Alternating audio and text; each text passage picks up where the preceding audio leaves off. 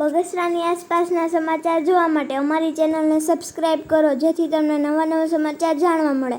મળતી માહિતી મુજબ બગસરા સાતલણી નદીમાં વિઘ્નહર્તાનું વિસર્જન થયું.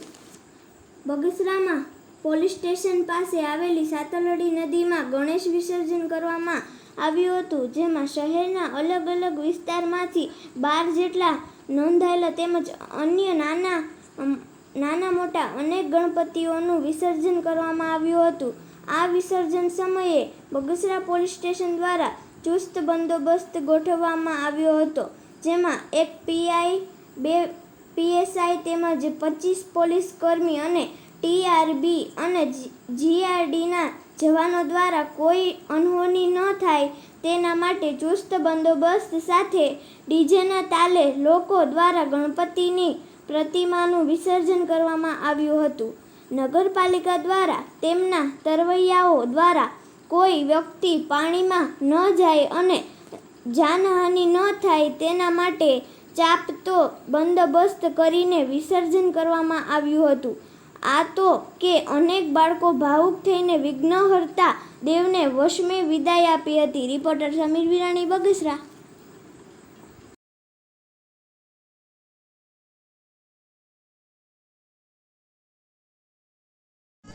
આ બાજુ આ બાજુ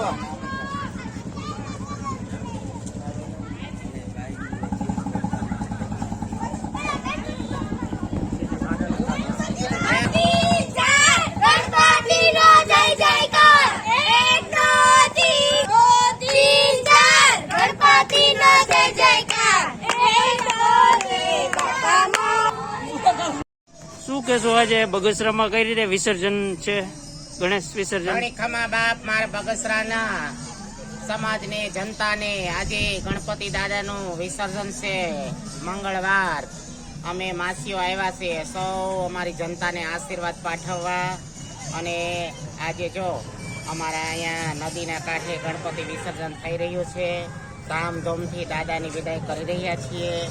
અને અમે બગસરા અખાડામાંથી એટલે કે અમે બગસરાના મઠમાંથી માસીઓ આવ્યા છીએ અમારી જનતાને આશીર્વાદ દેવા. ઘડી કાપી નાખો ડોક્ટર. બોલો. આ કઈ રીતે આજે વિસર્જનનું આયોજન છે બગસરામાં?